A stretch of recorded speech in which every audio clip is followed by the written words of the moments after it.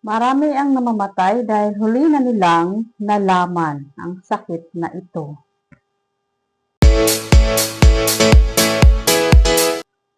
Welcome back sa aking channel. Magandang gabi. Magandang gabi pala sa inyo guys. Gabi na dito sa Pilipinas. Kung saan makarating ang aking video na ito. Magandang umaga, magandang tanghali at magandang gabi sa inyong lahat. So, bago yan, welcome kayo sa aking channel. Kung bago pa lang kayo sa aking channel, please subscribe and paki-like naman ng aking video, and then pakipindot na rin ang notification bell para sa tuwing ako'y mag-upload, mano-notify kayo. So guys, huwag na tayong patumpik-tumpik, diretsuhan na tayo. So, ang topic natin ay tungkol sa karamdaman ng ating katawan. Ito ay evergreen content, no? Evergreen content, pero bago pala yan, ako pala si Juliet Alcera, LPT, ang inyong organic living and ka-health tips. So, organic living and ka-health tips, ibig sabihin evergreen content. Evergreen content kung saan napaka mahalagang information, no? Mahalagang information tungkol sa kalusugan, kung saan may matutunan o may makukuha kayong guide at aral o tips sa videong ito. So, narito guys, huwag na pa tayong patumpik-tumpik. Ang itatopic natin ngayon ay tungkol sa nakakalungkot kasi marami ang namamatay dahil huli na nilang nalaman o nagamot ang traidor na sakit na ito. So, una, hypertension. No? Hypertension. So, narito, explain natin. Tinatawag na silent killer. No? Ang hypertension ay tinatawag na silent killer. Unti-unting sinisira ang ugat sa puso nang walang nararamdaman. No? Kaya nga sinasabing silent killer. Ito yung hypertension na tungkol sa blood pressure, high blood. No? Baga, bigla-bigla na lang sumusulpot, hindi siya yung sakit, tipong sakit na malala. Ito talaga yung baga, para kang ahas na tinutuklaw na lang. So, pabigla-bigla, lalo na ngayon na tag-init, delikado. So, hypertension, unti-unting sinisira ang ugat sa puso nang walang nararamdaman. Di ba? Lalo na sa sobrang init, bigla ka lang nahilo, tapos sumisikip ang inyong dibdib. Kapag huli na, ito na-stroke o heart attack, biglaan. So, ito na yun ang sinasabi kong sumisikip ng ating puso dahil sa hypertension na yan, no? Silent killer, no? So, yan ang yung tip number 1. So, number 2, type 2 diabetes. So, narito ang explanation. Dahan-dahan tumataas ang sugar. Nasisira ang nerves, mata, at kidneys. So, yun. Tips number 2, type 2 diabetes. Dahan-dahan tumataas ang sugar. Kapag talagang isang tao natatamaan ng diabetes, delikado ito lalo na pag nasugatan. Maraming bawal na pagkain, bawal ka kumain ng mga matatamis. Kahit yung saging na matamis, bawal din yun kasi naalala ko nung nakarang taon na bisita kami, meron siyang sakit na diabetes. Tapos, ang alam ko naman na mahilig sila sa mga tulad ng kasava, saging. So, nagtataka ko bakit siya kumakain ng saging. Kasi yung pala, bawal din sa kanila yung matamis. Kasi yung saging daw matamis din daw, may sugar din daw yon, no? So, pag matatamis na talaga, bawal din sa diabetes, no? Nasisira ang nerves, mata. Kapag meron kang diabetes malala na, taapektuhan ang inyong paningin. Nabubulag ang inyong mata, madilim na inyong paningin, kumbaga, hindi ka na makakita ng liwanag, no?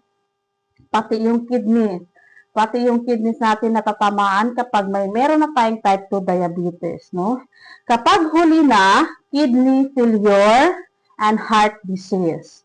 Kapag huli mo nang malaman, hindi maagapan, nagiging kidney failure siya at saka heart disease. So, tips number 2 yun. So, tips number 3 naman tayo, no? coronary artery disease. No? Ito, narito yung paliwanag. Coronary artery disease, nababara ang ugat sa puso. Yung bang hindi na siya gumagalaw, kapag nagbabara na, hindi na nagpa-pump yung heart natin. Parang nahihirapan na tayong huminga, nahihirapan na tayong, kumbaga, parang napuputulan na ng kasi bumabara na yung ugat sa ating puso, no? Minsan, walang sintomas. Hindi mo talaga malalaman na walang sintomas kasi mga silent killer sila at saka, lalo na kapag hindi ka regular na nagpapa-check up sa iyong doktor, hindi mo talaga malalaman, no? Kasi, walang sintomas na lumalabas. Kumbaga, pabigla-bigla na lang sila. So, kapag huli na, bigla ang heart attack. So, ganun. Same din yung step number 1, heart attack din kasi halos same lang din yung kanilang palatandaan, no? So, number 4 is stroke. Stroke, explanation, madalas walang warning, no? Madalas walang warning, bigla na lang nangyayari. Stroke na, heat stroke, bigla, heart stroke, tulad ng mga ganun. So, dapat talaga ingat-ingat tayo, lalo na sa mga kinakain natin, no? Diyan nanggagaling ang mga sakit natin sa mga kinakain natin. Hindi mo malalaman kasi wala siyang sintomas kasi nga pabigla-bigla na lang. Kapag huli na, paralysis o kamatayan. O di ba, mga silent killer nga sila. Kapag huli mo nang malaman, maaring magka-paralyze ang isang pasyente o napupunta sa wala ng buhay. So, yun. Number 5, lung cancer. No? So, tip number 5, lung cancer. Explanation, walang sintomas sa early stage. No?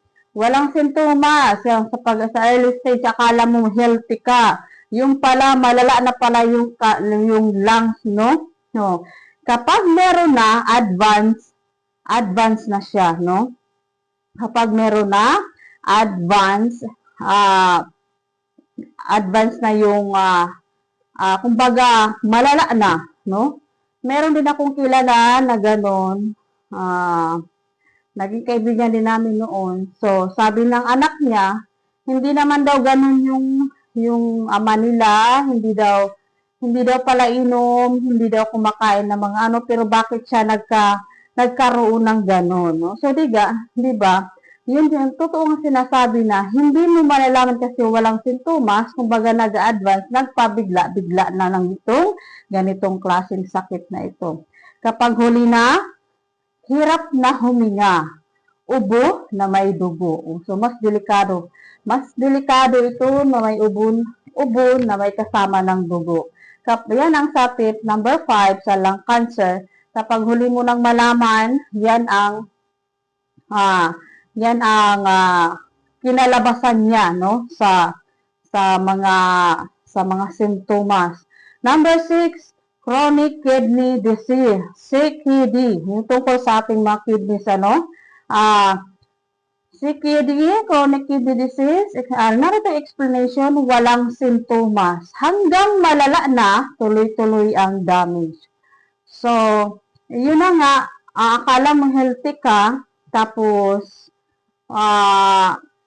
banat ka ng banat, akala mo, alam mo na, hindi mo naman alam na yung kinakain mo ay bawal sa'yo kasi hindi mo pang alam na meron ka ng ganong sakit. So, yun na yun. Hanggang sa malala na, tuloy-tuloy na ang damage. So, kapag malala na, mahirap nang maiwasan, no? Kahit iniiwasan mo na yung mga bawal na pagkain, kapag kunting pagkakamali mo lang, ayan, kumikirot, and then, hindi na yun mawawala, kahit anong ingat, o inom mo ng mga herbal, nawawala yan, pero pabalik-balik yan sila, no? Pabalik-balik. Nawawala ang kirot, pero kamalawa o ilang araw naman, bumabalik. Kapag huli na, nadadialysis. So, kapag huli na talaga, dialysis na ang kinalabasan niyan. So, yun yung tips number 6 sa chronic kidney disease. Tip number 7, liver disease, no? Liver disease, explanation, tahimik sa simula, no? Nagkaroon lang ng sintomas kapag malala na. Liver disease, delikado, no? Tahimik lang siya sa una, sa simula, nagkakaroon siya ng sintomas kapag malala na. Ayun, pala, napakadili, mga silent killers. Ito yung mga sakit na binabansagang silent killer. So, ingat-ingat tayo guys. Tahimik sa simula, nagkakaroon lang ng sintomas kapag malala na. Okay? Kapag huli na, paninilaw o liver failure. Ay nako, napakadelikado pala. So, dapat napakadelikado yung pala yung sintomas kapag malala na, naninilaw na yung yellowish ka na, and then, tahimik sila sa simula, pero kapag nagkakaroon lang ng sintomas, yun ay malala na, no? Kapag huli na, naninilaw, nag-yellowish o liver failure, no? Number 8, sepsis. Sepsis, ito yung explanation. Nagsisimula sa simpleng infection, no? Sepsis, nagsisimula sa simpleng infection, biglang kumakalat sa dugo. Ito naman yung napakahirap kasi dugo na talaga natatamaan ito. Dugo na natatamaan.